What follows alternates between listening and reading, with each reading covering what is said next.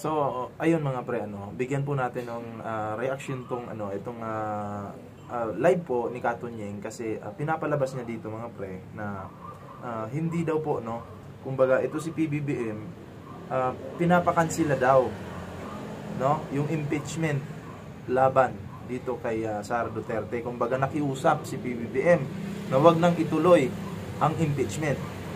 Okay? So, ang tingin ko dito malabo po, malabo kasi alam niyo naman ito si Sara, impeachable naman talaga yung ginagawa niya kasi may issue siya sa confidential funds. And then lalo na ito si Sara ay nagbabanta, So, impeachable po itong mga actions ni Sara is impeachable po talaga, So, ito po yung ating bibigyan po ngayon ng reaction, itong kay Sara Duterte, yung mga pinagsasabi niya dito, So, eto na mga pre, may dito, merong video po dito si Katunyeng na talaga namang talagang hindi ko masabi kung bakit niya ito ginagawa, Kasi kung titingnan niyo po, unti-unti po siyang kumakampi doon sa mali sa mga Duterte, 'di ba? Alam ko naman ito si Katunyeng maka-Marcos ito. Pero biglang baliktad. Nakakapagtaka naman kung bakit.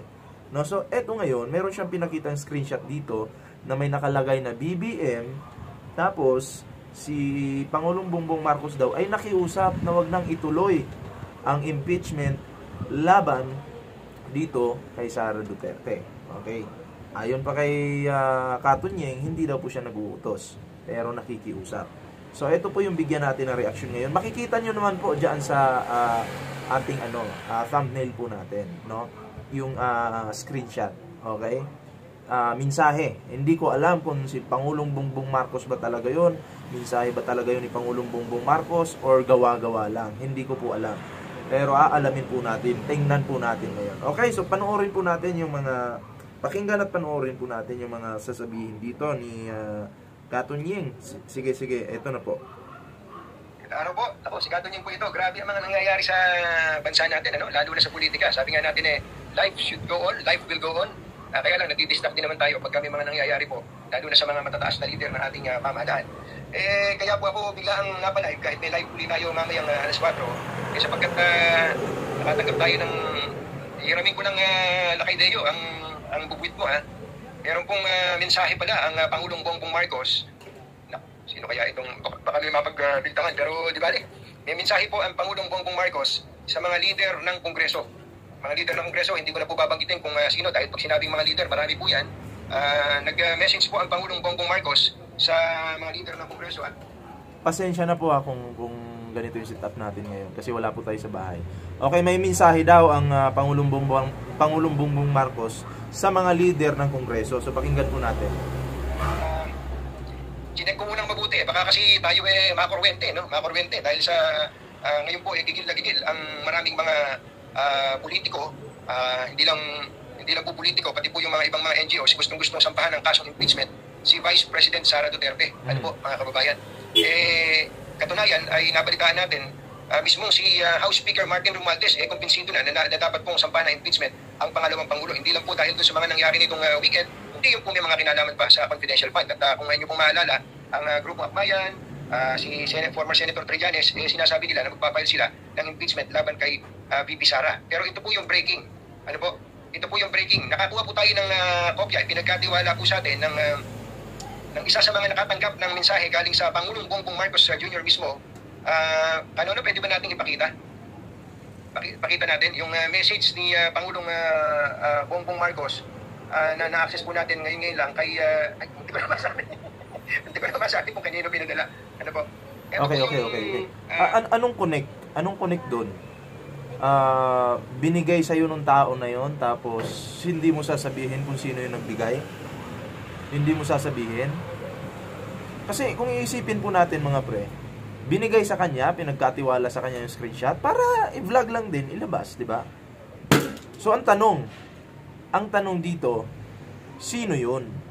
Bakit hindi masabi ni Katunyeng kung sino yung nagbigay sa kanya? Okay? So pwede nating sabihin hindi ito totoo or fake news ito. Kasi hindi siya kumbaga Hindi siya nagbigay ng information kung sino ba talaga, kanino galing yun. 'Di ba? Alam mo kung nagbigay sana ito si Katunying kung kanino galing itong screenshot na to, possible na totoo ito. Pero kasi muntik na daw niyang masabi, pero hindi niya sinabi. 'Di ba? So paano ka namin papaniwalaan diyan, Katunying? Akala ko ba nasa katotohanan ka lang, but mukhang gumagaya ka na sa ibang mga Duterte garbage creators. Parang ginagaya mo na sila no? Nagbabalita ng kasinungalingan. Kailangan kasi pag nagbabalita po kayo sa inyong mga manonood, kailangan solido yung ebidensya na ipapakain nyo sa kanila para mabusog naman sila. Hindi yung lang, binigay sa akin na munti ko nang masabi. Ang tanong, paano kami maniniwala dyan? Diba? Yun. O, eto po. Tuloy pa natin. Parte nung mensahe ng Pangulong Bongbong Marcos sa mga House leaders. In the larger scheme of things, Sara is unimportant. So please, do not file impeachment complaints. So hindi daw po importante si Sara Duterte. Para sino ba daw si Sara Duterte para pag-aksayahan pa ng oras, no? Yun yung pinapalabas ni Katunying dito. Sa kanya lang nanggaling to, Oo, siya lang naglabas nito. At actually may mga nakapagbigay na dito ng reaksyon. Okay? Sino ba daw si Sara Duterte para pag-aksayahan niyo ng oras? Okay? Ako, sa tingin ko, kailangan talagang aksayahan ng oras yan si Sara Duterte. Kasi pumapangit yung imahe ng bansa dahil sa babaitang ito. 'Di ba? Pumapangit po ang imahe ng bansa dahil dito kay Sara Duterte. So kailangan bigyan ng aksyon. Kaya itong pinapakitang mensahe ni Katunying dito, hindi ako maniniwala na galing to kay Pangulong Bongbong Marcos. Imposible. Anong sabi ni Pangulong Bongbong Marcos? Papalagan na natin to. Papalagan ko na to. Tapos ngayon, ito yung ilalabas niyong ito yung ilalabas niyong mensahe ko ng Pangulo. Isang malaking katarantaduhan to sa totoo lang. Tuloy natin. Malaking usapan, sabi ng Pangulo, ng mga bagay, hindi naman mahalaga si Sara, sabi po niya. So please, do not file impeachment complaints. Huwag maghain ng impeachment complaint. Ang tinutukoy po kay VP Sara. Bakit daw po? It will only distract us from the real work of governance. Gagambalain lang tayo nito sa totohanang pamamahala. Okay. Kung i-connect nyo yung sinabi ni PBBM dito sa sinabi ni Katunying ngayon, napakalayo Kasi ang sabi ni PBBM, papalagan na natin to. Hindi niya hahayaan na may mga ganung banta. 'Di ba? So ngayon, babaliktarin mo, Katunying, na parang sinabi ni Pangulong Bongbong Marcos na wag na kasi sayang yung oras. Imbis gagamitin yung oras kay Sara, magtrabaho na lang, ganun. 'Di ba? So ano yung sinabi ni PBBM nung mga nakaraang araw? Kahapon ba yun o nung isang araw? Na ang sabi ni Pangulong Bongbong Marcos, papalagan na natin yan. Ano yun? Joke lang? Hindi naman joker yung Pangulo. 'Di ba? Hindi joker yung Pangulo, Katunying. Wag po kayong maniniwala dito sa pinapalabas ni Katunying. Kasi hindi malinaw Hindi malinaw sa atin yung mga pinagsasabi niya dito. 'Di ba? Ako kasi mas nakapokus ako doon. Mas nakapokus ako doon sa nabitawang salita ng Pangulo. Yung 2 minutes video ng Pangulo mahigit. Doon ako naniniwala. Kumpara dito sa message lang na kaya namang gawin ng kahit sino. 'Di ba? Eto pa, pakinggan niyo yung paliwanag niya. Which is to improve the luck of all Filipinos.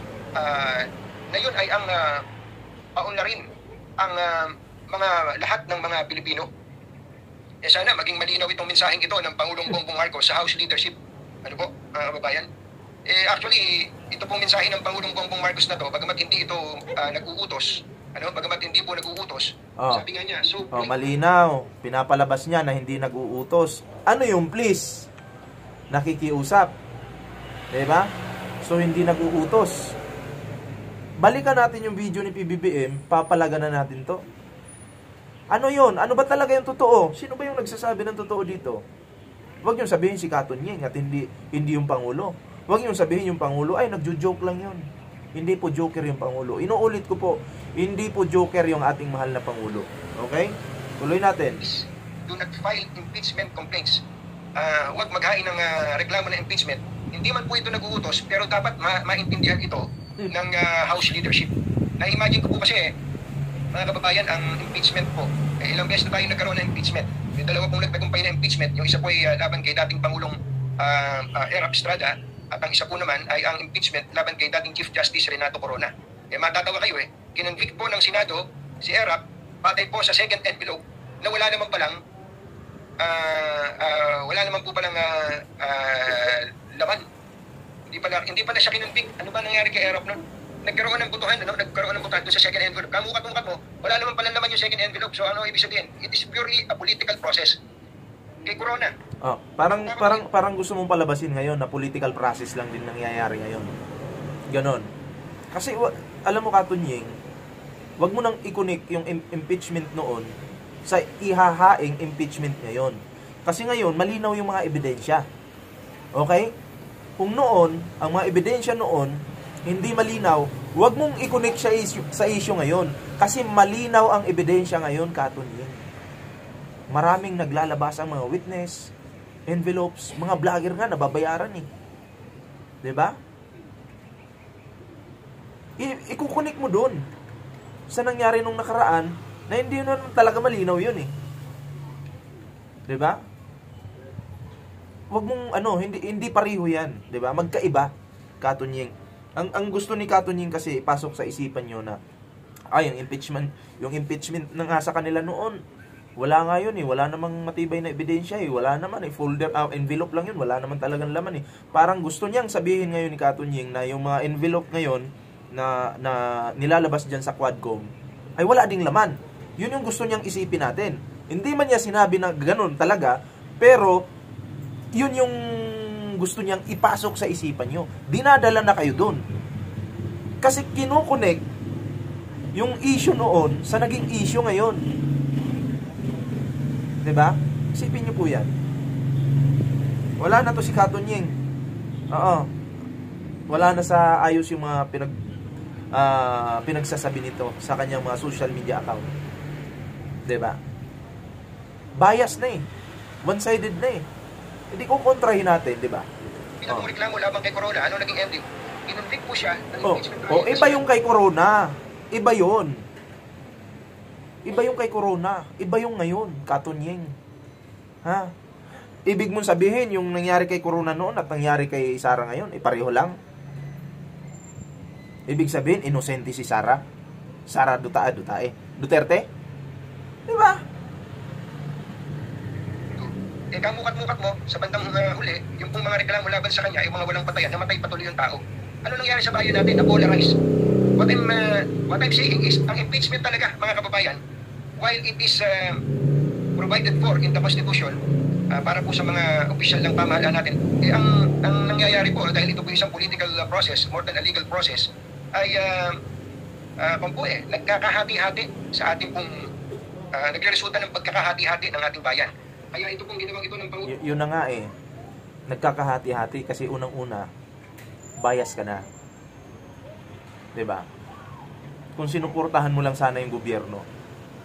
Hindi. Ang mali kasi sa iyo, Katunying, hinihila mo pa baba yung gobyerno. Alam mo naman na yung Pangulo nagtatrabaho ng maayos. Yung Quadcom nagtatrabaho ng maayos. Yung Senado, hati. Bakit sinasabi kong hati? Yung iba dyan sa Senado, pamukbang-mukbang lang, pasuklay-suklay lang ng bigote. Pero yung iba dyan nagtatrabaho. 'Di ba? Pero kinukontra mo. Ang lupit naman ni Katunying Tuloy natin. Bongbong Marcos, again, ito po ay message niya sa House leadership, which yung message po na yun, nagkaroon po tayo ng chance, dinouble check, ng report check po natin at kumpirmado po ito. Siya po mismo ang nagsasabi sa House leader. Confirm daw, sabi niya. Pero ako po, sa sarili ko, ako lang, hindi ko naman sinasabing fake news si Katunying, Hindi ko rin sinasabing totoo yung pinakita niya. Pero kung ako, ang tatanungin, hindi po ako maniniwala dyan. Ang papaniwalaan ko pa rin yung video ni Pangulong Bongbong Marcos. napapalagan niya itong taong mamamatay tao. Itong taong nagbabanta, 'di ba? O, tuloy natin. Chief na. Kasi pag sinabi niyang papalagan niya, ibig sabihin, gagawa siya ng legal actions patungkol dito kay Sara Duterte. O yung impeachment, legal action yan. 'Di ba? Or grave threat, or kung anumang ikakaso kay Sara, 'di ba?